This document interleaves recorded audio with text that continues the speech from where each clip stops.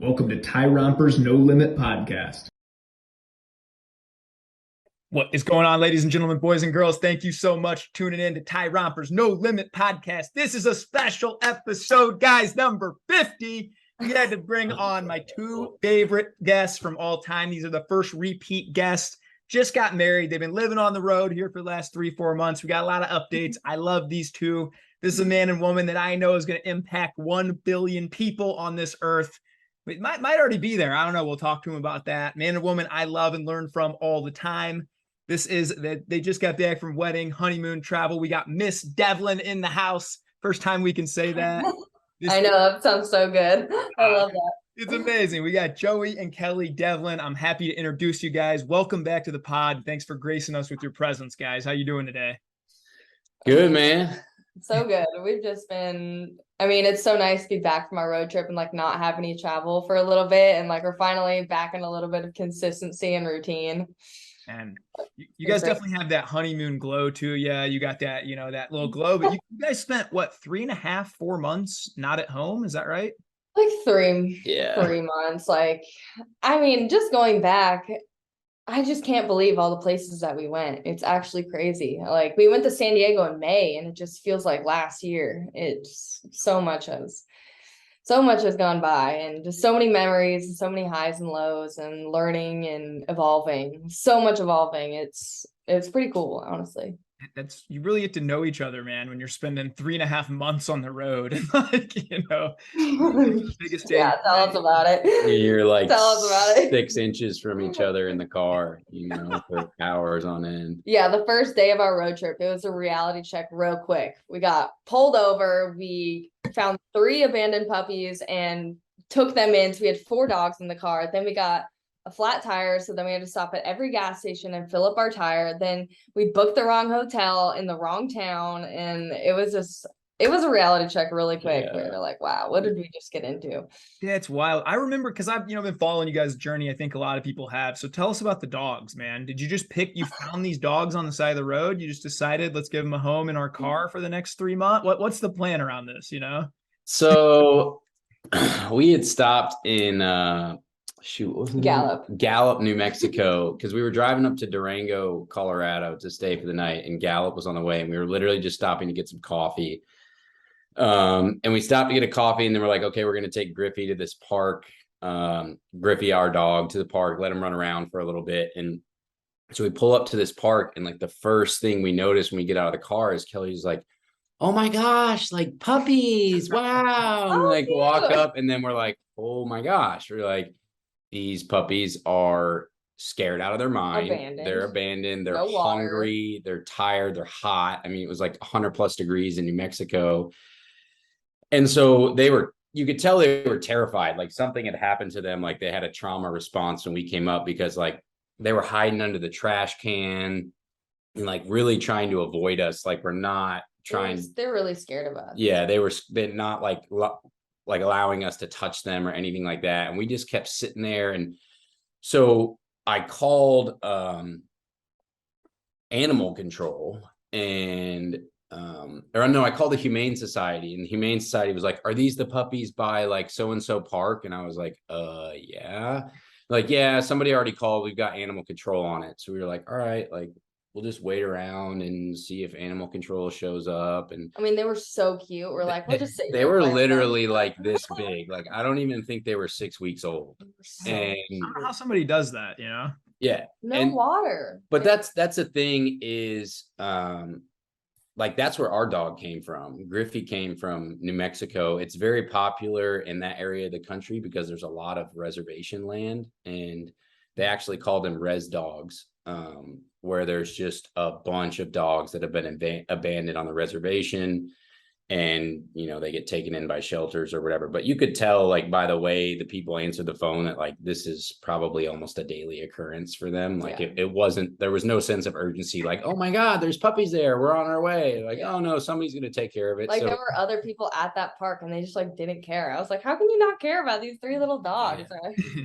It's just evolved so much. So our idea was, okay, we're going to wait for animal control to come, and like 30 minutes goes by. I'm like, man, like we can't take these puppies. Like we can't. And then like more time goes by and I'm like, oh, man, I was like, oh, let's just like take one. And then you guys are thinking you got a big network between you. You got 50-some thousand people. Maybe we can fire it out. We can find somebody along the way. Well, that's how it evolved. Yeah, was exactly our thought. So like the next, Kelly was like, we'll just take. From taking one to taking none to then taking all of them. I was like, we can't take just one. Like they're related, you know, like they're brother and sister or whatever. Like we can't just take one. And so we're like, all right, screw it. We're taking these puppies, and we're like, our original plan was we put on Twitter, we were like, hey, we found these puppies. And it was really cool, dude, because we put it up and like within an hour, we had found all 3 of these puppies' homes. Yeah. So what we did is we just, after an hour, we just picked them up, and Joey drove, Griffey was in the back seat, and all 3 puppies were just on my lap, just chilling. You guys are like in a Disney film, man, where you're just like Kelly's in the back, just all these dogs all over. So I had 3 puppies on my little. Yeah, if there's a way to like edit if there's a way to edit the podcast video, we can like pop up a picture of the puppies on here. But shout out to Alex, the greatest editor in the world. throw up some puppies here in the screen, brother. So we were driving after Durango. We were driving to but after Durango, so we were driving from New Mexico to Colorado, and then after that we were driving to Oklahoma City to stop on our way to Arkansas. So we actually had 2 people. I think one guy's name was Ryan, and I can't remember the other guy's name, but if you listen to this, shout out to those guys. They were like, yeah, we'll meet you in Oklahoma City, like at your hotel. I think this guy Ryan was driving up from Texas, and then Gracie held another friend of ours. She had a coworker in Carmel, and that was Carmel, Indiana. That was our last stop because we were staying there for a month, and she had a coworker who was willing to take one. So we got to Durango, so we drove like another, I don't know, 4 or 5 hours with these puppies in the car, and it was just stressful, man. Like we were so stimulated. Griffey was not having it. Like Griffey would not lay down. He wouldn't eat. He was super it was just like we had so much to worry about with these puppies. And so we got to Durango, and we stopped at this park, really cool town, very active. It was like a Wednesday night, and there were all these people around, like kayaking out in the park. And so we have all the puppies and Griffey, and we're like playing with them at the park. And it's like 5 or 6 p.m. We went to Walmart, got him toys, got him like a bed, we got him some food. We hadn't ate yet. We've just been like so stimulated. We have 4 dogs in the car. Honestly, like the cool part, fantastic human beings to do. The cool part, anyone would have done it. You see 3 puppies, you're gonna take them. The really cool part to witness though is like, as we brought these puppies in and just like surrounded them with love, they just started opening up and were like so much more accepting to love, and were less scared. Oh my gosh, it was cuddly, so cool. And like it was like the best way I can describe it is like a flower that just blossomed. Like it was closed off in the winter, and then it just started blossoming. It was the first time they've ever felt love, and you got to like see that firsthand. And they opened up so much, and just like we're rolling on their back and love belly tickles, and it was so cute. So at the park, we're like, so now the next step is we're going to a hotel. And that's where Kelly described, I was on Expedia to look at hotels in Durango. And like one of the first ones that popped up, I guess it just does hotels nearby. And it was a hotel that like I booked the hotel and it was like, congrats, you're going to Aztec. And I was like, where the hell's Aztec? And I look it up and it's back across the border in New Mexico. And I was like, oh no. And so we were going to go to the hotel with the puppies, and then we were leaving the park. Crazy. As we're leaving the park, like leaving the town, literally like a quarter mile after we leave the park, like we're a minute out of the park, there's a huge humane society right there. And Kelly's like, man, she's like, do we just take these puppies to the Humane Society? And like, because it was so much to have them. And like, I thought about going to a hotel. I'm like, how the hell is a hotel? And let me remind you, I don't even know if they'll let you in the hotel with that. It would have been a 12-hour drive the next day with 4 dogs in the car to Oklahoma. Yeah. And Griffey's not good. It was so I'm like, let's talk about it. And we pull over and we're like kind of weighing the pros and cons. And we're like, yeah, this is the right thing. Only problem was it was like 6 p.m. and the Humane Society 8 p.m. 8 p.m. The Humane Society was closed. Yeah. And so I call animal control, and animal control's like, oh yeah, no problem. We're a super dog friendly town. I'll just dispatch the police and an officer will meet you over there and let you into the Humane Society. And so I love these small towns, man. a cop comes over and opens up the door to the Humane Society, and we like put all these puppies inside in their bed. We gotta put them in their bed and make it all nice. The police officer had 3 dogs of his own, and he was taking pictures, sending them to all the policemen, seeing if any of them wanted them. And we felt super at peace that they were in the right spot. It's such a cool town, so dog friendly, so outdoorsy, and at least we were giving them a chance. They wouldn't have had a chance in they probably would have just thirst, maybe like dehydrated. Or a coyote would have eaten it. Yeah, right. So that's awesome. So we dropped them out there at like 9 p.m. at that point, got on their bed, and just felt really at peace with our decision. And literally a week later, they're all adopted. Yeah, so I looked online and they had been listed and then they disappeared. Yeah, so it all ended up working out. They were the cutest puppies. I knew they'd get adopted. They're so cute. That's awesome, man. I love that you guys are like using the platform to like, hey, who wants puppies? Who wants it? I just log on to Twitter to like see what all my friends are doing nowadays, and I'm like, all right, join. They got 4 dogs in there as they're traveling across country. It's pretty wild. Like looking back, I don't know if that's like legal or not. Or, I don't know, but I mean, arrest me for arrest me for taking these puppies. Yeah, legal immunity on Tyrompers No Limit podcast here. Yeah, I know what you guys mean that when you said that about how you saw them kind of at first be really, really shy, right? And then kind of timid and scared of everything. So, my wife and I foster a lot. We would see this a lot where kids would come in from the system and it would take them a week or two, right, to open up. But then after a week or two, man, with you and like knowing it's safe and knowing that you're there to help them, dude, they just open up in this way that's like so cool. When you get to experience that, it's a really neat thing, I mean, yeah, I feel like puppies, that's one level, but seeing that on a human level of like children going through that just, I mean, I could get emotional just thinking about that, how much that means to them. Yeah, so incredible what you and your wife do. Yeah, saved 3 dogs' lives. That's a good story to open up the podcast. I like that. Saving 3 dogs' lives. Well, as you're journeying across country, then what were the other challenges that came up? Flat tires. Did you find yourself kind of like? Because I mean, me and my wife will joke, man. After 9 years together, she can tell when I'm getting like, hey, honey, I love you. Do you want to take a walk? You can see when I'm like, I need a minute, and I can kind of see with her. Did you guys start to learn that with each other? What were some takeaways from the journey?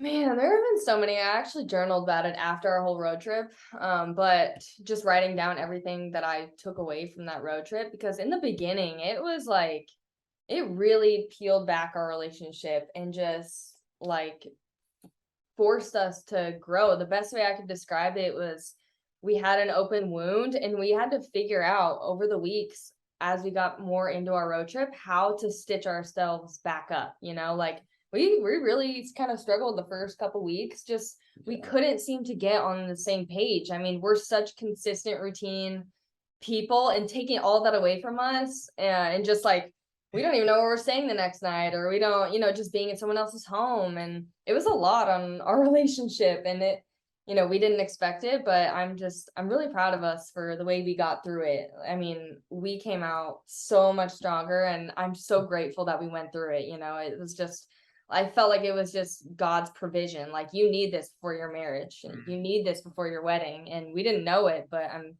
so grateful that we went through it. Yeah. That's amazing. You go on a road trip and you're like, oh, this is going to be amazing. Like, we're going on a road trip. It's going to be so much fun. Like, you don't anticipate, like the challenges you're going to face emotionally and as a couple, when you're under stress. And it adds a whole new, like, layer of adversity almost when it's just leading up to your wedding. Because Kelly and I, like, we were just talking about this last night, like, we don't fight a whole lot.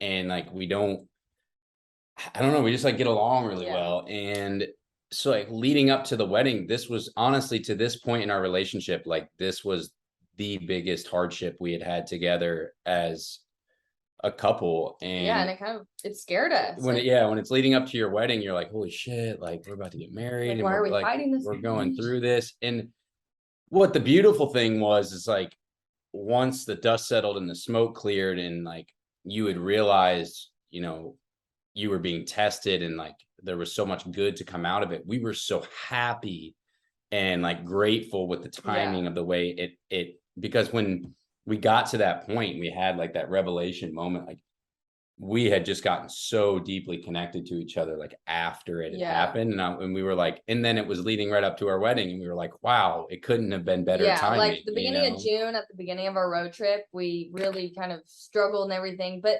beautiful thing is, despite us struggling, and there would be nights I would be crying or we couldn't figure it out. And it was just frustrating because we wanted to so badly, but it was just like this out of sync thing, and we just acknowledged that, like, we're going through a season right now, and we're gonna get through it. There was never like, it was always like a togetherness. We never, you just go through it together, and you just pray and hope that there will be that sunshine on the other side. And by the beginning of June, we had reached that. We had been the most connected that we've ever gotten by the end of our road trip. It was just really, really beautiful. And I think it was a valuable lesson too, because, like, obviously we're still just a little over 2 years into our relationship. It's like, it's going to happen again, like you're going to spend the rest of your life together. Like it's going to happen several more times, but like having that insight that like, okay, we're going to get through this and we're going to come out stronger on the other side. That just brings like a level. What's the lesson in this? What's it trying to refine us into?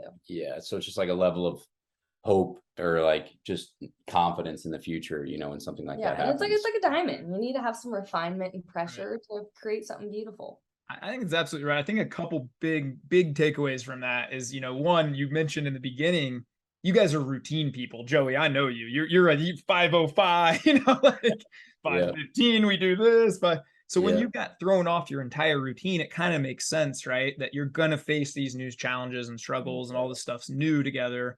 I mean, my wife and I, we joke all the time in the same way. When I see you two interact, it reminds me a lot of me and my wife. And like, you're so authentic, and I appreciate that about you guys, because I do see some of these other people that present themselves online, and it's like, everything's perfect. We've never had a problem. I never struggle. Everything's amazing, and it's like, dude, be a human, like we all struggle. We all go through these things. And, my wife and I took a trip, a few months back, and it's when you take kids on a vacation, it's not a vacation, it's a trip. You're doing it for the kids, but you're exhausted by the end. You might say some things you might regret, and you learn and you grow through it. And we always get through those times, and we're better at the end. But I appreciate you guys being so open and authentic and kind of vulnerable to say, hey, yeah, we did struggle a little bit. But ultimately, when you go through a struggle, and I think this is the big takeaway, when you say, hey, what can we learn, instead of, hey, why is this happening to me, or what, but you're kind of, hey, how can we grow closer through it?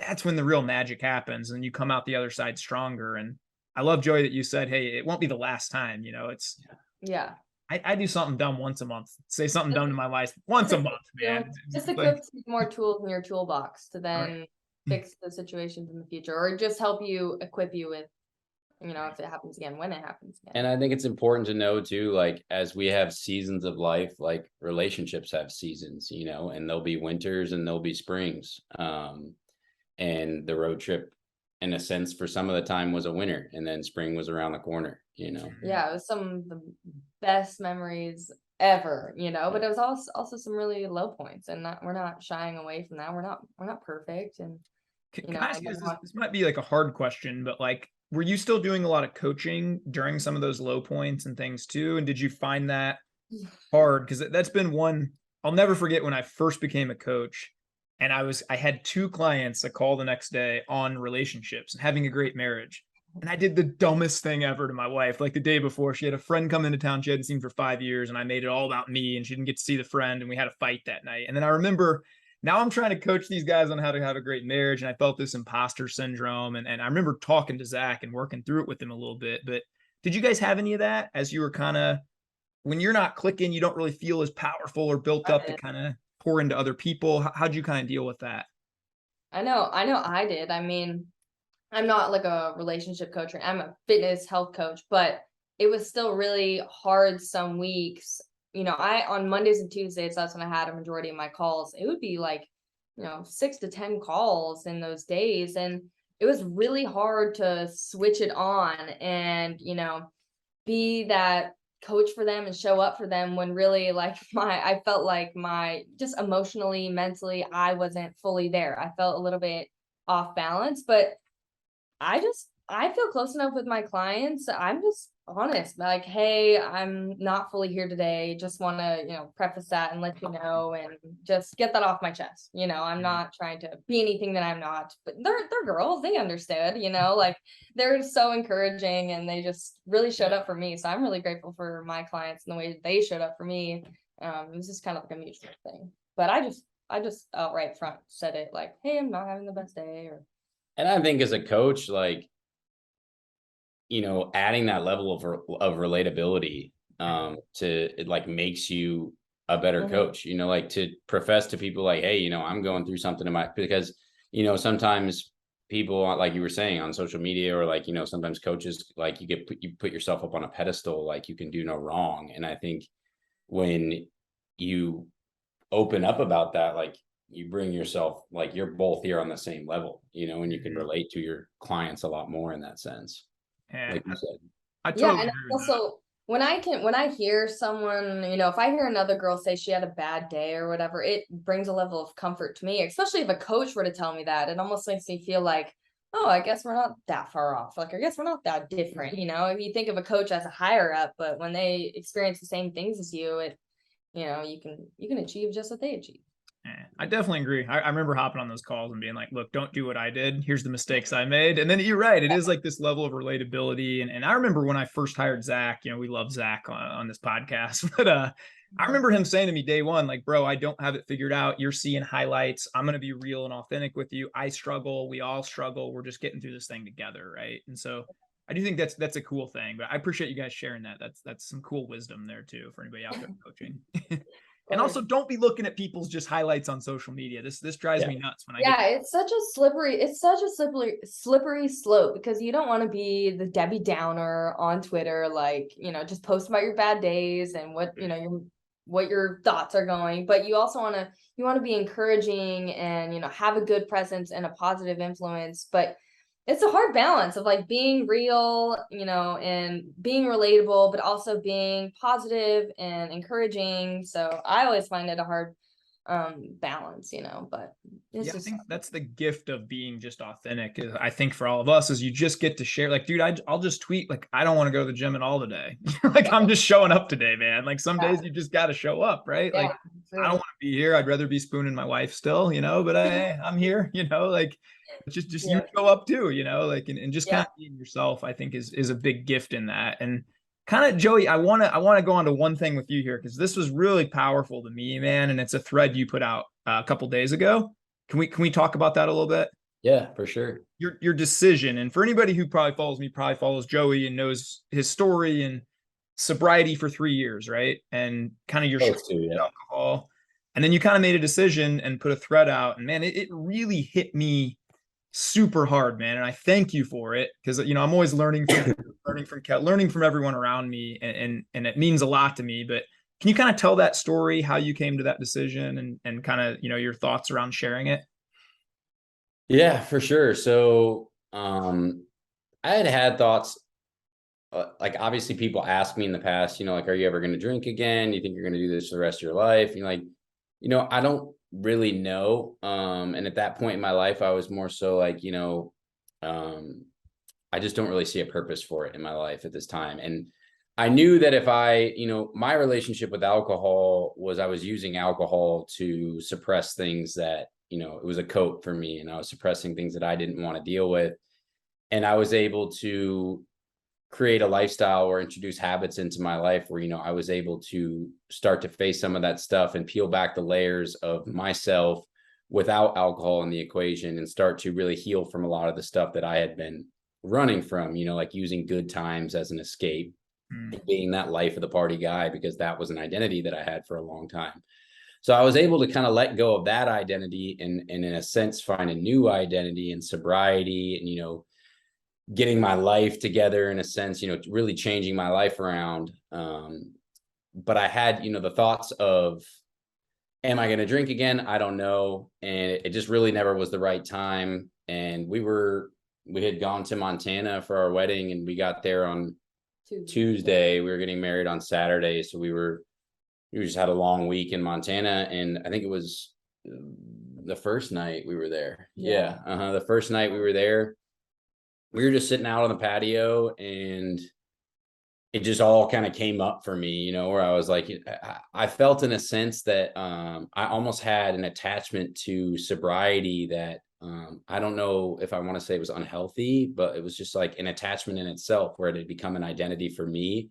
And I was kind of holding on to that, you know, like, oh, my sobriety date. And I just didn't feel like, you know, my sobriety served such a great purpose in my life. Like, there's so many things in my life that never would have happened had I not given that to myself. We probably never would have. No, Kelly I was and just thinking that you guys probably wouldn't be married. 100%. Like, I tell Kelly a lot, like, if I met her 3 years ago, I probably wouldn't even have like looked twice, you know, at that, because it was not where I was at in my life at all. You wouldn't have been playing pickleball. You would have been at the bar, which is where you guys met, right? On like a Sunday. Yeah, I probably would have been at the bar or still hungover. And so, you know, it just kind of came up, and I was just observing it and having a lot of internal discussion with myself and a lot of conversation with Kelly. And yeah, we sat out there for a while. there was just so much back and forth and so much that goes on in your mind, dude, you know, with like such a big decision. There's just so like everything's just, you know, like a million things going on there. And I'm like, oh, you know, I built my brand off of this, I feel like. And then like, I had this feeling like, am I a fraud? You know, like I built my brand off of being sober and like, you know, not drinking and all the blah, blah, blah, blah, blah. And then we talked about it, and I was like, you know, it doesn't change anything that I've done and decisions I've made and the work I've done on myself in my life. Like, if this is just, you know, I'm just evolving into a new chapter of my life and kind of letting go of another identity or shedding another layer, if you will. And we just kept talking about it, and I was like, you know what, I think I'm ready. And we just had a couple margaritas, played some Yahtzee, danced. Because he had a bunch of friends coming in for the wedding, and so they were getting in the next day, and he was like, okay, yeah, I'll have a drink with them, whatnot. And I was like, well, how do you feel about having a margarita with me tonight? You know, see how you kind of feel about it. And he, you know, he thought about it and he said yes. So we had a couple margaritas and we played Yahtzee, and we play Yahtzee almost every night in our house, man. I love Yahtzee. Yeah, we were just dancing around, having so much fun. That was the first time we've ever drank together, and it was fun. That's really cool, man. And so you just kind of let that go, and just kind of all those thoughts, just, hey, I can handle this now. Maybe you couldn't have 2 years ago, but now I'm at a point in my life where I can just have one or two and stop. I'm strong enough now to get to that point, right? Yeah, and you know, that was like, we had a few more times over the course of the week where like we enjoyed some drinks, and then on our honeymoon, and it's like we got back from our honeymoon and I haven't even thought about it. You know, it's just like, I said it in the thread and I'll say it again. Like, when it comes to alcohol, like knowing what I know and like the experience I've had in the past, like the juice ain't really worth the squeeze for me, you know, like it's just, it's an opportunity cost. Like whenever, like if we go on a date, I'll have a couple drinks, whatever. But, you know I'm probably sacrificing, you know, my sleep or, you know, but it's just an opportunity cost. It's not an everyday thing. It's just like a balance, and sometimes it's just fun. I totally agree. And I think it takes, you know, when you say like I built my brand on it, I can probably think of 15 guys that I have DM'd to, hey, follow Joey. He talks about sobriety. He wrote a book. Here's his link, you know, stuff like that. And so I'm sure some of that kind of plays into it, right? And I kind of struggle sometimes with, if I'm honest, with some of those feelings too. Like, well, am I going to let people down? Or am I, you know, they think this certain way of me, you know, even I'll just use an example. Like I did 75 hard recently. And like, honestly, reading what you wrote, I quit on day 70, man. And like, I was just done with it. Like, it wasn't serving me anymore. I was going to bed at 7:45, not connecting with my wife. Like, we go on dates, and dude, I've gotten to a very healthy spot with alcohol too, where I've kind of worked through, similar with you, Joey, where I abused it for many years. And like, then I gave it up for a while. And now I'm at a spot where probably under 12 times a year, if I had to put a number on it, 8 to 10, my wife and I go on dates and I have a couple drinks and I really enjoy it. And yes, there is like, I probably don't sleep as well, but dude, we have laughs and it's worth it to me. Yeah. You know? And I was like really missing that, you know? Yeah. And so I kind of got to that same spot as you, and just reading what you wrote and being really vulnerable about it kind of helped me with the decision I had made. And so I kind of want to say thanks a lot, man. I really appreciate all that you share. And that's really cool. Yeah. And there was honestly like, I mean, Kelly knows, like writing out, I wrote that thread and I probably had it sitting in my drafts for like a week because I just had a lot of resistance over posting it. You know, like you have the thoughts like, oh, people are going to have this to say or that to say, or like, in which they did, like I had a lot of people in the comments saying like, you're going to fuck up your life. Like, oh, you're going to go back. You're going to go back to where you were before. Best of luck to you, but it's not going to work out. Thanks, and guys. that whole kind of thing. And, I also had an incredible amount of positive feedback, people DMing me about what I had shared, thanking me for it. And so, I think it's part of like my brand, I guess, is, I like to be transparent and vulnerable and honesty so I can relate to people and tell my story and its truth. And, I felt like if I had just, maybe some people saw me like drinking in a picture or something sometime, like, oh my gosh, what the hell? Like, and so, and not that it's a huge deal, but like, I felt, there was an opportunity to, build a deeper relationship with my audience and share something, like a part of my life, and so I got a little bit of encouragement from Kelly, and I eventually fired it off. The main thing is just like living your truth. If people want to judge you for that, at least you have the peace of mind to know that you're living authentically and in line. And growing and evolving, that's the point. Like, that's the point of life, and that's just the point that you got to. And just sharing that message inspires people. And at least in your heart that you are living authentically to you and can help other people along the way.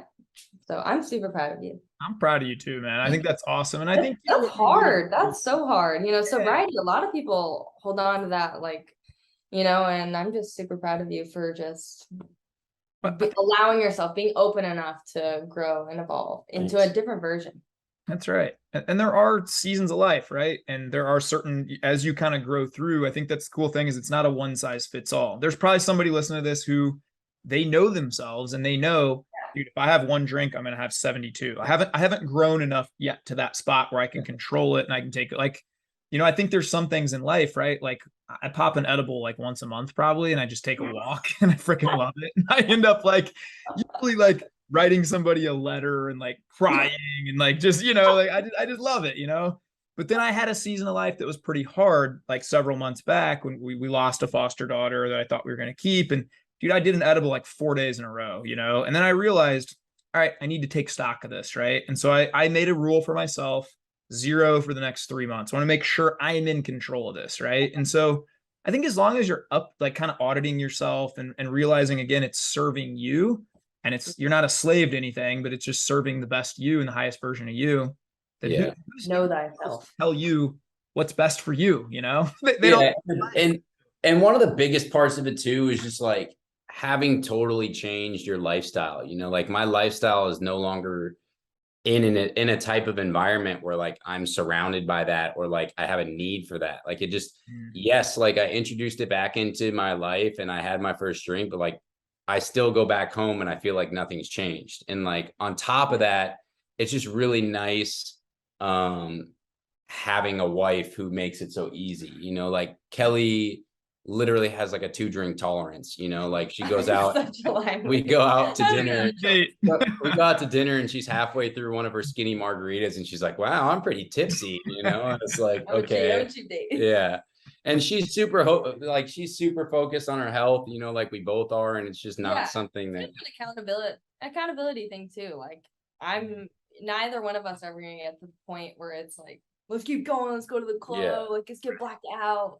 Yeah. And like we've even talked about that, like if that beast is still down inside of me and like there's like a time where I feel like I might feel that coming up or like I might be shying towards that. Like Kelly and I have like basically dedicated like a system or a safe word, where we just like work together in that, and then I'm out of that situation.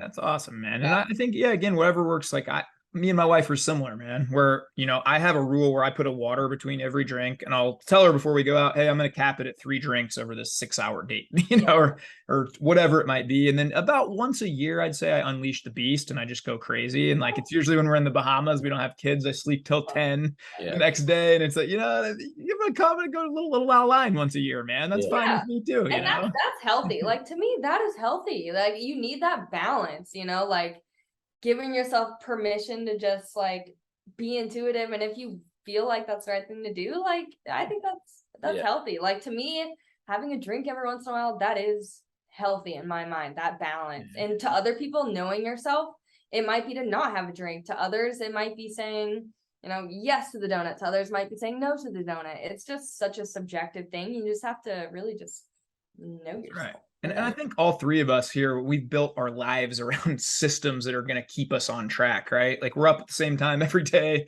We're doing the same morning routine. We're kind of eating the same foods all the time. We're surrounding ourselves in those positive environments with these people. I always joke at this point in my life, it would be harder for me to get off track than to stay on, just with the kind of community and the kind of life I've set up. And I think you guys are similar, you know? There's just no possible way in hell like I would go back to where I was before. Like it's just not possible. Yeah, that's awesome. Well, I really appreciate you sharing, man, because again, I feel like I grew a lot through reading that. And, you know, if I'm honest, I had a lot of chills, man, when I got to the end of that. And it meant a lot, man. So I know it meant a lot to other people too. And I love you, bro. Thanks for sharing. Dude. Love you too, man. Thank you for sharing that with me. That's awesome. Yeah.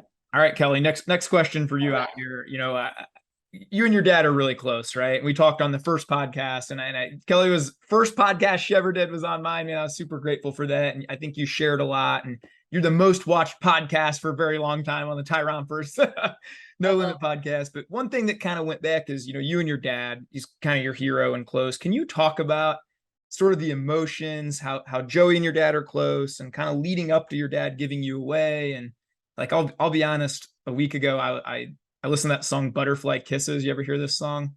Who's it by? Bob Carlisle, maybe. I don't know. It's like, dude, I don't know. It's about giving your daughter away when she's getting married. And I thought of you guys, and then I went and I prayed over my daughter. I ended up bawling for like a half an hour, man. And like soft spot. Journaling. But can you kind of talk about that journey and what that's been like with your dad? Yeah, I mean, it's definitely a soft spot. Thankfully, they get along so well. My dad will sometimes, he's a pretty stoic, like non-emotional person, but sometimes he'll call me or we'll be talking about Joey, and he's like, yeah, Joey's a really great dude, you know, and just hearing that means so much because, you know, Joey and my dad, they're the most important things in my life. They're the two most important people. They're the two most important men. I could cry just talking about them. You know, but just seeing their relationship makes me the happiest person in the world. Like you could take everything away from me, and just seeing their relationship and just seeing the three of us, you know, it means the world to me. We're going over there for dinner tonight, so that was perfect. Yeah, perfect timing. We're going over there, but yeah, I mean, my dad and I, it's just been the two of us for a long time, you know, and you know, my dad, he knows I'm going to grow up and he's going to have to hand me off, you know? So leading up to the wedding and just, you know, moving out and moving in with Joey, you know, he's been super supportive through all of that. And, you know, he's obviously dad, protective, knows best, you know, but he's just been a rock in my life, you know, and it was so cute at our wedding. We did our first dance, and it was the first time we'd ever danced, you know, and it was just like warmed my heart to just see him like dance and hold my hand. It was so cute. It was awesome. My dad's the best. He's awesome. He's one of a kind. Not everyone's cup of tea, but he is, you know, but he's a really amazing man. That's awesome. I appreciate it. Well, happy topic, man. The wedding, you know, I always kind of pictured you guys having like a 70,000 person wedding because there's so many people that love you guys, and you know, you have a big community around you, but you decided to have a really small wedding and keep it really intimate. Was that you guys' decision together, or how'd you come about that? Yeah. So after we got engaged, we kind of took a little bit, like everybody, you know, you get engaged, people are like, oh, like when's the wedding date? Like, you know, kind of thing. And we started talking about it, and it's funny because, you know, if you would have asked me in like 2019, I probably would have had a wedding. I was telling you I was going to have a 500 person wedding, and it was going to be a huge party and that whole kind of thing. But, you know, when we started planning the wedding, I talked to Kelly and I was like, I just had a vision, you know, it was like, I want to be at the ceremony or the reception. And like, I look around and it's just all the people that I truly love and care about, like right there, you know, like, I don't need to have a big, huge group of people. I don't need to have like the big, huge fancy thing. Like I knew what was important was like my love for Kelly and us, you know, joining together as one. And that's what we had decided on. And, you know, when we started planning, and most of the people on my side of things that were coming for the wedding, like they were going to have to travel anyways if we were doing it in Arizona. So we were like, why don't we just do it in Montana? And we rented an Airbnb and just did the ceremony and the reception in the backyard in the house of the Airbnb. It was awesome. In Montana. It was awesome. It was great. We had 21 people, 23, including Kelly and I. And, you know, it was like I even received, you know, some pushback from members of my family, you know, like, why aren't you inviting these people, or why aren't you inviting them? And I was like, you know what? I'm inviting the people that I want to be at our wedding. And it's your wedding. Yeah. So anyone listening to this, it's your wedding. Yeah. So that sets you already up for when you guys, you know, future have kids and whatnot. You got to set these healthy boundaries with the in-laws and the family and all this stuff. And people are always trying to tell you how to do it. And you know what might work for them doesn't work for you. But if you guys have that vision of what you want in your life, where you want to go, I think you just walk that out, you know, that's all. And it's crazy, man. You know, like, you hear some people, you know, that your wedding is such a special moment and like such a big day in your life and your relationship. And like, I hear so many people like, oh, how was your wedding? It's like, oh man, it was great, but like, I'm so glad it's over.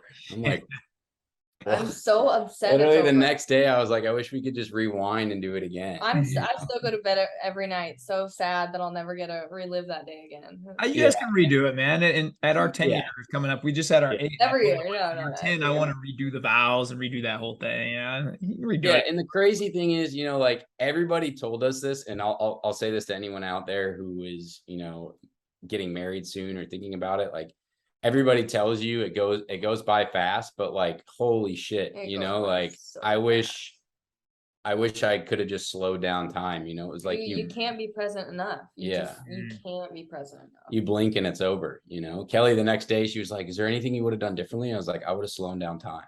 Yeah. Like, seriously. Yeah, it was so much fun though. We were going into it, we're like, okay, like, we'll say, you know, 9:30, 10 o'clock, have some time to ourselves, go home, you know, have some time. We stayed out till like 2 a.m. and it was just so much fun. Because you don't want it to end, right? Yeah, and all of the friends were there hanging out. Like, the after party was the reception, you know. So it was, we had a patio, like a deck at the house where we were having the whole reception, and a thunderstorm rolled in. And so my buddy was DJing the wedding, and we moved everything inside, and like, they had a living room with super high ceilings, and they had like a staircase that was basically up here, and we moved all the couches out down here. So he was basically on like a perch with his elevated DJ stuff up there. And we were all down here, and we just partied in the house. Yeah, that's awesome. And you guys did a different thing on your vows even, right? Where you wrote each other love letters and just read those. Yep. Yeah. That's wow. awesome, man. That was intimate, so special. Couldn't recommend that enough. That was awesome. That was one of my favorite parts. Yeah.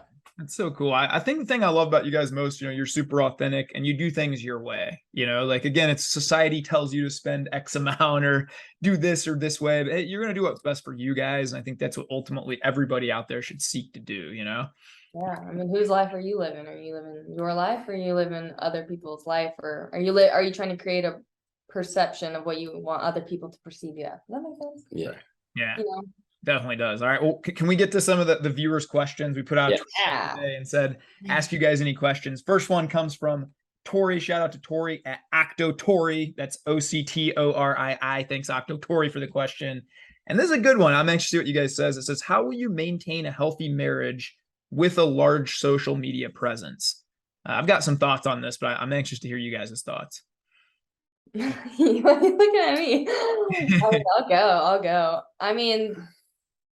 I mean, you just acknowledge, yeah, we have big social media followings, but it doesn't feel like that. Like, we're still human. We're still like living in real life, you know, and just that trust, you know, like, I don't even think twice about, you know, who's reaching out to you in your DMs. It's just like a mutual respect thing. And I know that if anything were to happen, like, you would just confront me, but it's honestly like, we're in the same kind of bubble and community. I think nothing really happens. Nothing really gets in between. I don't really like think of it as too much of a thing. Yeah, honestly. it's not really a thing. Like, It's not really a thing. I don't know. Yeah, I mean, we're normal ass people, like that's what I tell people, like I'll get on the phone with some people and they're like, oh my gosh, like I can't believe I'm talking to you right now. I'm like, dude, stop. Right. That blows my mind, man. I promise you, like I am the most normal human being, like just like you, and like we built up audiences and like have followers or whatever, but like never been a problem. Yeah, I don't know. Maybe I don't know. The external factor of it, like I don't know if it has a huge effect on. And I think it helps because we're in the same bubble. Like if anyone were to comment anything weird on my stuff, like you're always right there. Those are my favorite. People know that you're. I love when the guys comment weird and then Joey quote tweets. Yeah, me too. I like almost. Yeah. Maybe I can work on that. But it's like kind of the beauty of Twitter though is you can have 50,000 people follow you, but like, dude, it ain't like you're going to the grocery store and people are like, holy cow, it's Joey Devlin. Like, dude, you can still go live your life. And like, I mean, I got recognized on an airplane a couple times, but guys were like, you're that crazy dude for the Tyler that tweets with all his family, but like, you're a man who walks barefoot and beats on chest or whatever that one guy said. He motivates barefoot. Yeah. The greatest happy man walks barefoot shirtless.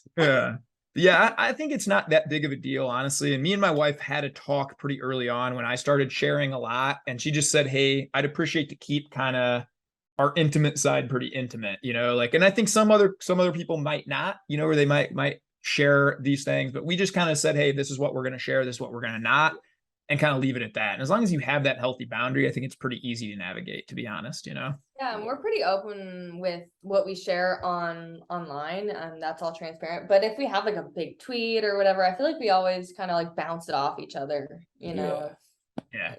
That's the one rule I'll have with my wife. If she'll snap a picture, and I'll snap a picture, I'll be like, hey, is this good, or do I need to change a filter for you? I always ask her that. I don't know if she asks me as much. What? Do you like the picture's okay? But I ask you. It's so cute. Like he'll tell me to favorite my favorite ones. Like he'll make sure. Are you still playing with the ring a lot, man? All the time. That's what I'm doing here. That's all you're gonna do. You're gonna take it on, take it off, just spin it around a million times. It's so weird for the first year, man. I've got super weird fingers in the sense that like I have great fingers. I have a really big knuckle, and then it's way bigger here than it is down here. So like my ring can't even come off my finger. Wow. Because of my knuckle. Like, so it's just, I mean, it's on there. Every once in a while I'll be able to pull it off, but no. I like that, man. It's perma stuck. Can't take it off, man. Yeah. That's good. Exactly. All right. Next question. This is from Wounded Sheepdog at Wounded Sheepdog. He says, can you discuss what high value men and high value women mean to you guys? How do you become them? And what do you think the difference is? Yeah. I mean, I put out an entire thread on this last week because I think there's a lot of, the way I put it in the thread is there's a lot of rubbish out there on the internet of like, how to attract women or like how to be a high value man, like telling you to, I mean, you and I, we've talked about it, like guys telling you like, don't love your woman, like don't tell her she's beautiful or like don't lean in, don't compliment them. Like, yeah. Yeah. And I think, like the thread was more so of like attracting that type of woman, but I think,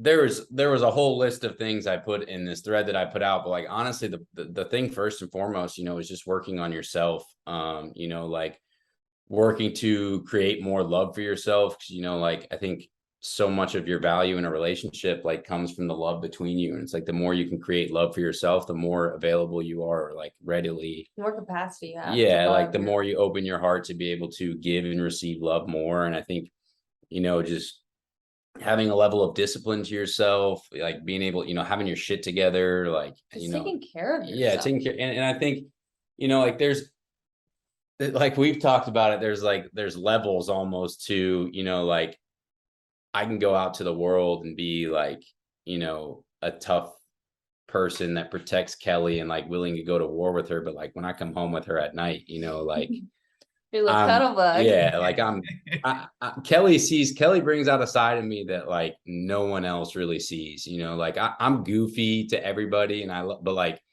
he's goofy. My level of my level of goofiness and like how I behave with Kelly is like it's on another level. And it's just like because she, honestly, like Kelly's best attribute, like one of the best attributes, is like Kelly has never judged me for anything.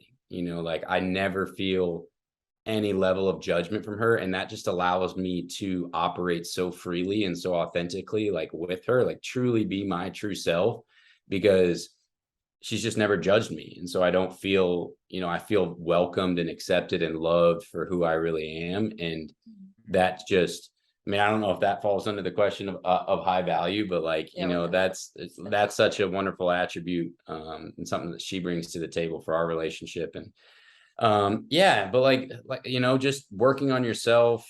I think truly like working to have a general, like raising your level of self-awareness. Yeah. I think like diving inward on yourself, like you can do all these things externally, but if you're not working on yourself internally, you know, I don't even know how to describe it, but you're just kind of shooting yourself in the foot, you know, like accomplishing all these things, doing all these things. But if you're not working on yourself and taking a good look in the mirror, how are you ever going to evolve and mature and grow and meet someone that you want to attract? Yeah. And, you know, being the man in the relationship, if there's something you want from your relationship, or like, you know, something you're seeking from your partner, like you need to display that yourself. Like you need to, you know, like if obviously it's not the case in our relationship, but like if somebody's in a relationship or a marriage out there and, you know, like they feel like their wife might not be in the best shape or something like that, and she wished she was in better shape. Well, like if you're not exuding that yourself or displaying that yourself, like how can you expect somebody else that you're leading to be doing that for themselves, you know? Kelly deadlifts more than I do, so that's clearly not the case with you guys. She definitely hip thrusts more than I do, most likely. I see some of these numbers, I'm like, holy cow, man! I can't help it. Yeah, you got to model those behaviors. And how often, as a coach, Joey, do you get a call, or I get a call, or a DM, and the first thing they want to do is, my wife doesn't do X, Y, Z. You know, it's like, bro, you got to look in the mirror, right? You always got to look in the mirror first. Yeah, I think that goes with, I try and take that same attitude actually as a woman in the relationship too. Like if I want Joey to open up and, you know, be emotional or show emotion, or it starts with me, you know, what tone am I setting? Am I opening up? And am I creating softness within us? And does he feel comfortable enough to open up to me? You know, I always take the perspective of like, if I want him to do something, or if I want something to change, it starts with me and my intentions and how am I acting, you know? And so I think having that like mutual responsibility, that it's each other's own, it starts with each other, you know, that then trickles into the other person. Yeah, totally. You know, like I don't see it just as like, okay, Joey does lead, you know, but it's also, I also have a way to lead as a woman in the relationship, and my dynamic, you know, like it goes for women too. I definitely agree with that. And I think, you know, it's funny how you guys say that now. Me and my wife, when we'll have a disagreement, we're not on the same page, and we kind of come together to talk about that, it'll look similar to that, where it'll be like, hey, that's my bad. I take ownership on this. I should have presented it in this. And then my wife's like, no, it's my bad. I was quick to talk like that, you know? And so we're both kind of acknowledging and trying to meet and find that common ground, you know? Ownership is huge. Ownership is so huge. Humility is just so massive in a relationship, you know, like just owning your shit. I think there's been a lot of times in the past few months, or like things we were going through on the road trip, and like, you know, sometimes you get in that heightened state, or, you know, you might be in like a disagreement and maybe something made you, or you felt a little bit insecure about the way something goes. And then, at least for myself, you know, like I would notice after a little bit of time went by, like, hey, I was probably projecting an insecurity on you. And, you know, like, this is the way I was behaving because I felt insecure. Not that you made me feel that way, but like, hey, I felt insecure. And even last night, you know, like we had a conversation where, you know, like we had a little bit of a disagreement last night, and I had, after time had gone by and we were laying in bed, I kind of came to a realization like, hey, I think sometimes when we get in disagreements, I tend to try and make it about you a lot. Or like, you know, I'll try and make it almost like it's your fault, whatever it is we're going through. And, you know, I realized that, and I owned up to it. And I think just having awareness and humility in your relationship is so important, because when he tells me that, then I can take that, I can remember that in the future. And he's not, when that happens in the future, he's just acting almost out of like a response. He's being reactive. And so I know that's not him, so I can start, then as the other side of it, you can come from a place of understanding, and you guys are kind of on the same page, and just him having that humility, you can then forgive. Forgiving is huge. I think, holding on to grudges, it's so hard to not hold on to a grudge. You really, really have to forgive, like let go and forgive. Like, it's so easy to just hold on to a grudge, but just that humility and appreciating that, because you're going to do the same thing. I'm going to make the same mistake. I'm just human, We're human beings, right? That to me, that's the most beautiful thing about marriage is I've gotten a journey through with my wife. You get to know each other more, and you do be vulnerable, and you open up about those things. Hey, this wasn't about you. This is about me. And then my wife can learn some of my tendencies. And we've gotten to a point now where my wife, she can read me like a book. Like, I always joke, like, Joey, I tell you, 29 days out of 30, man, I just wake up like a dog. I'm super happy. What are we chasing? Let's go do this. But 1 out of 30, I'll wake up and for some reason, I just got anxiety up to here. Right. And we've gotten to a point now where my wife will just notice and say, hey, I want to fill you back up. Like, what can I do to, she's like proactive with it. And, I think I've started to learn a lot of her tendencies too. And how can I fill you back up? And life gets really good when that becomes a thing. I could literally walk into a room and feel your energy. We'll be having a conversation. He could read my face like, oh, you're getting a little insecure, aren't you? Like, right. No. Noted. Kelly should not be a professional poker player.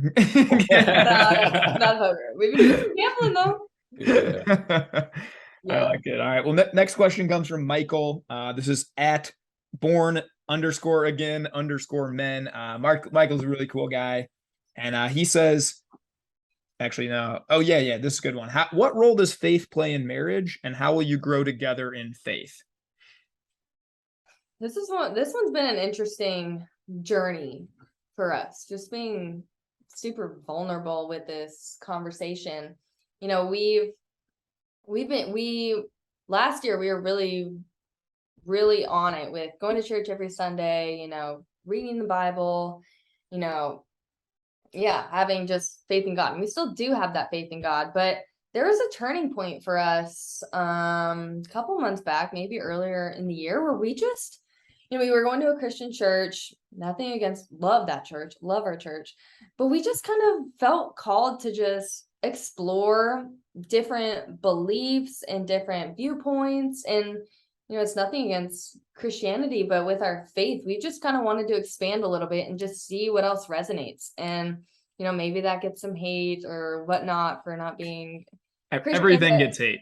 Everything gets hate. Okay. Yeah, you're so right. And you challenge anybody's view of anything. Yeah, but we just, we just kind of took a step back from labeling ourselves as Christians to just kind of seeing what's out there, questioning things. You're supposed to kind of question, see what resonates, and it's perfectly okay, and we've just really been on a journey of kind of diving inwards within ourselves. You can go to church every Sunday, do all the things, but if you're not looking inward and doing the work on yourself, nothing's really going to change. And I think you can have a relationship with God just one-on-one. It doesn't have to be this pillar of under Christianity, under, a certain label. You can just have a relationship with God. And so I think that's kind of where we're at right now with, we still, pray before we eat, we still have a very strong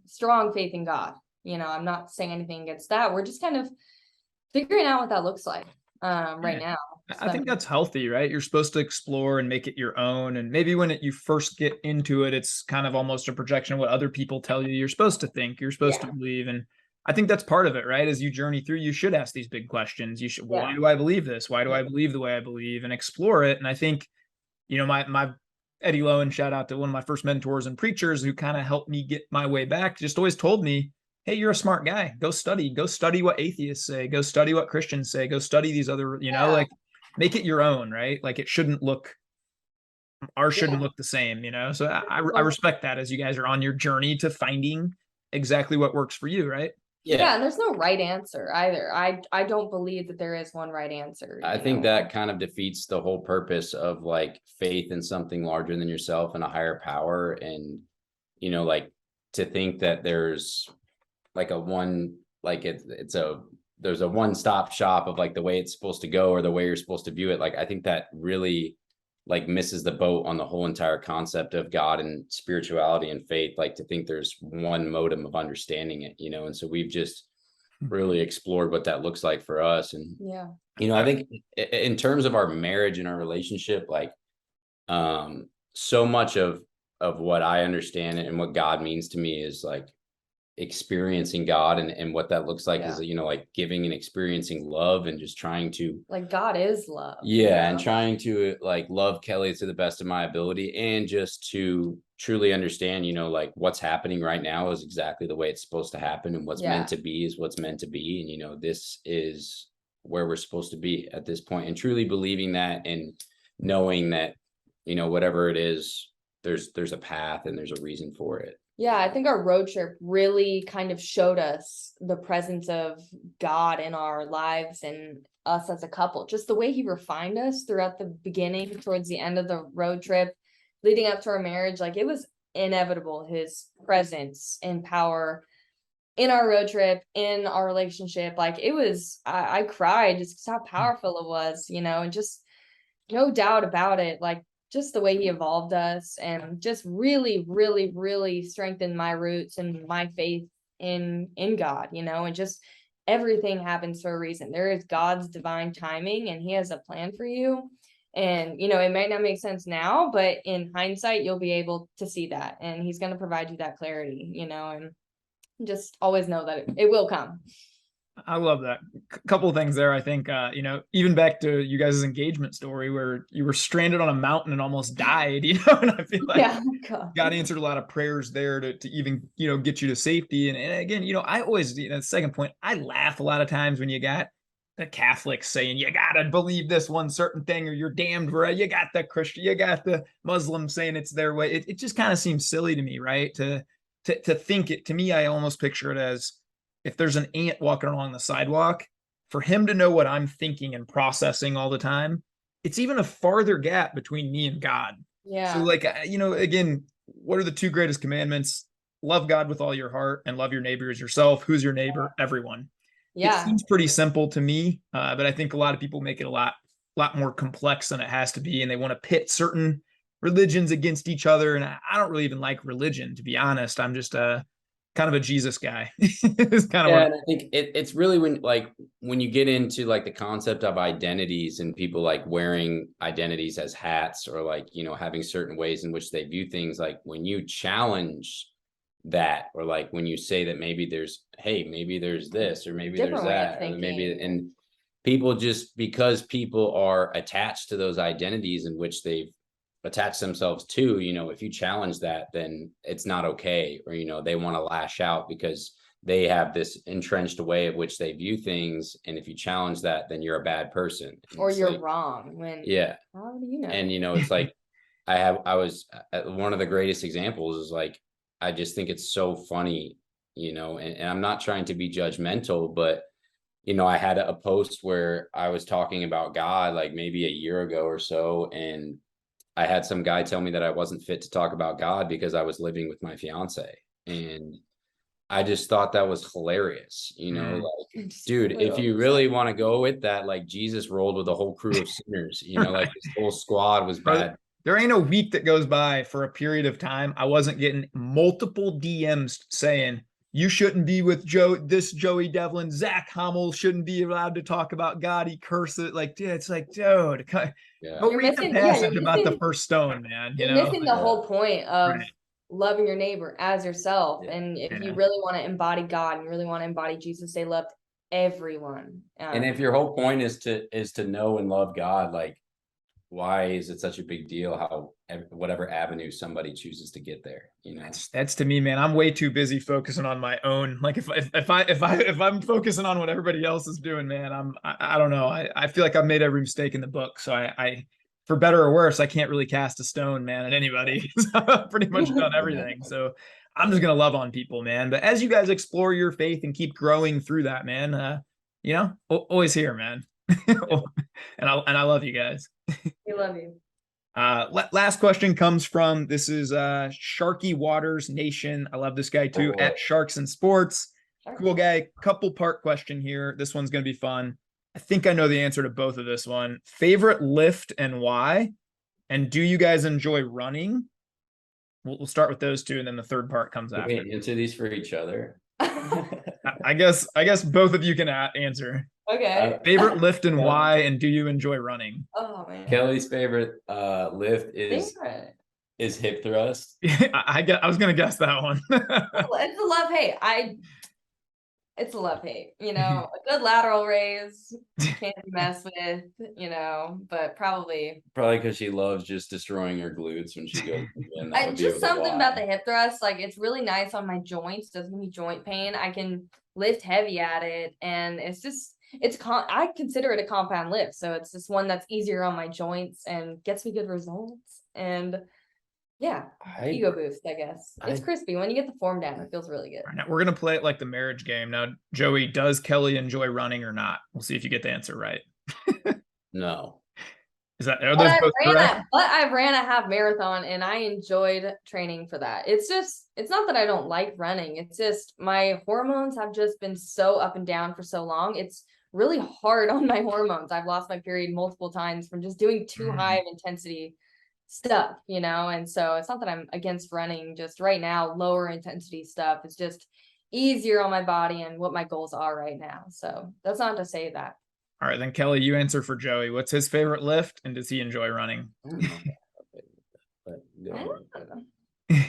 really. You love what you hate, Bulgarians, and a good pit shark RDL. I feel like you love a good pit shark RDL.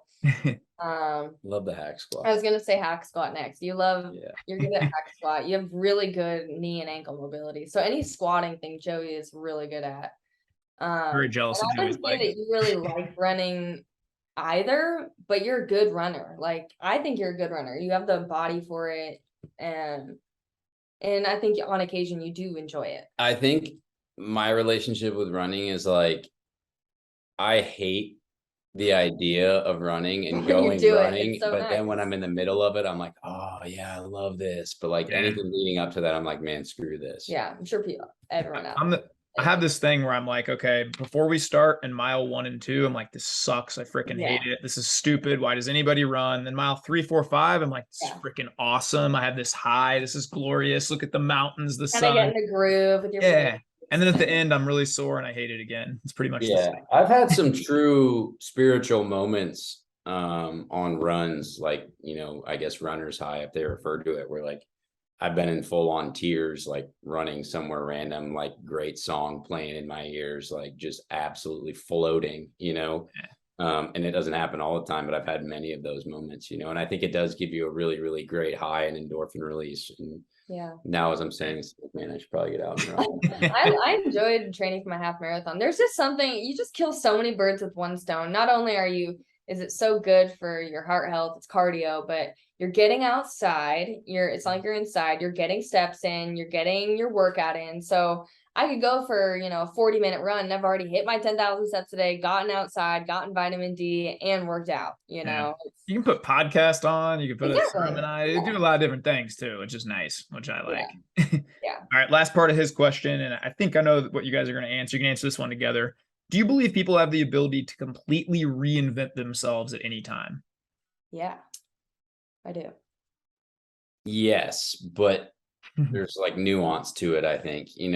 I think you can completely change your life and reinvent who you are, but I think, as part of your journey and like who you are as, I guess, like in a spiritual form, like certain parts will always be a part of you, like I think you can lay them to rest and let go, and you can completely reinvent who you are. Yes. But like, I think past parts of you will almost always be there. And maybe I'm just projecting this from my own perspective, but I don't know. I think, yes, like I think in a sense, I almost reinvented myself. Yeah, that's in a why I way. say yes so confidently. Yeah. Like, you did it. Yeah. But I think, I guess what I'm thinking of, and maybe like it's a little, it's off topic, but on topic, like, you can change so much as a human being, but I think what's so important is to forgive yourself and still love past versions of yourself. Because, like when I was in that scene of getting wasted every weekend and just fucking doing all types of stuff, like I've been doing a lot of work on still loving that version of Joey, because even though it was a past version, like it's still a version of yourself. So if you're judging that person and hating that person, you're still judging and hating yourself, even though it's someone you were in the past. So like, I think it's important to forgive and love past versions of yourself, even if you've, completely rediscovered and reinvented who you are and become this new human being. Like it's very important to do that work too, because it's still there with you.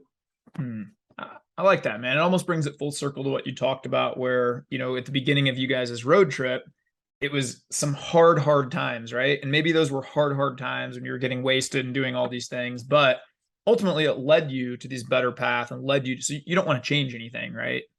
You would still kind of go through it all and still, because you wouldn't be who you were, right, if you didn't go through some of those hard times. Yeah, exactly. And it's interesting, like there's an interesting dynamic to it where, I felt like I had a moment where after I had broken my sobriety, I felt like I was dealing with judgment on myself for making that decision. And Kelly and I talked about, and she kind of pointed out that it was interesting, like once I got sober, I judged the past version of myself who was constantly getting wasted. And like once I started drinking, like, and once I decided to have a drink again, like sober me was almost judging the guy who had chosen to drink again. Yeah. So it was very interesting.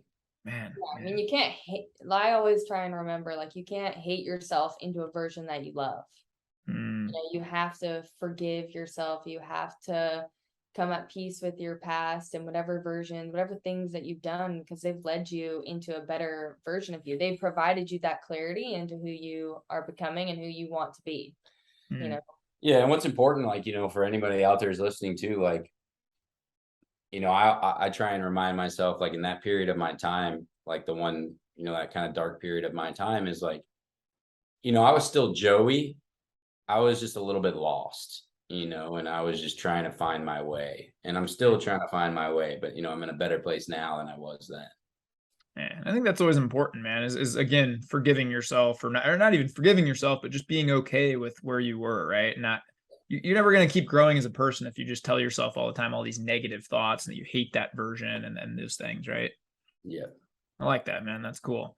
Well, I appreciate you guys coming on, man. I really do. It's been awesome. And can you guys give any like future updates? What's the plan, man? What are we going to be doing? No travel. No travel. As nice as it was, it's so nice to like not be living out of a suitcase for 3 months and like have everything unpacked and have our drawers. You guys bought this house together, then you just a few months later left for 3.5 months, That's kind of wild. Yeah, we're still working on, I would like to actually finish it. We still, that's kind of my goal, but just work on our businesses. We took a little bit of time off, enjoyed making memories, traveling, but stay here in Arizona, focus on our businesses, focus on me getting the house done and just growing in our marriage and just whatever comes up.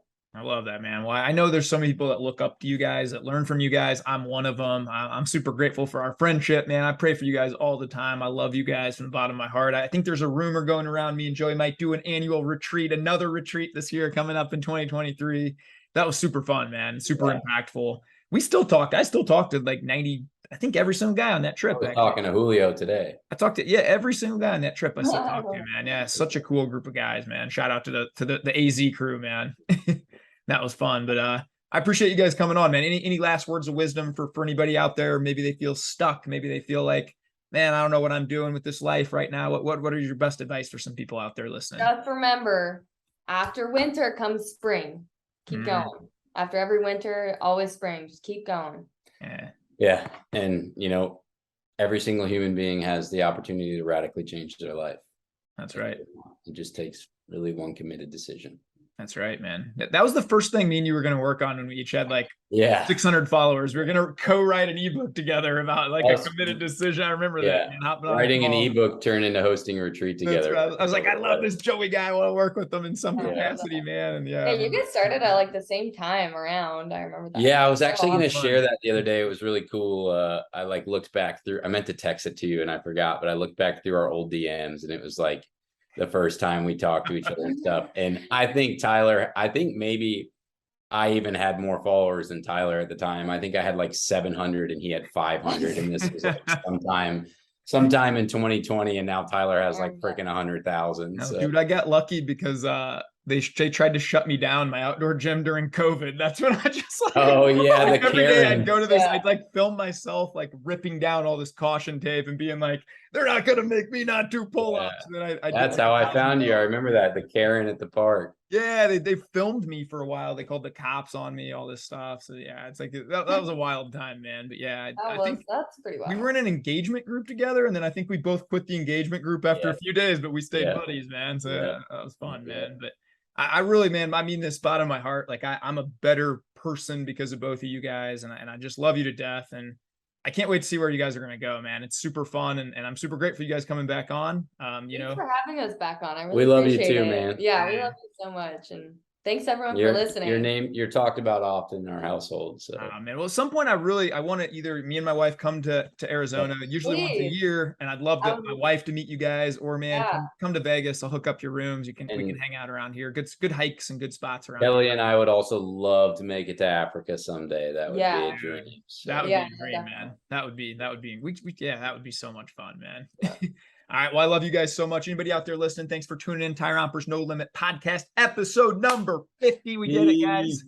You guys go bless up, be kind, especially to yourselves. Go have the greatest day of your life, everybody. Thanks for tuning in. Love you all. Peace.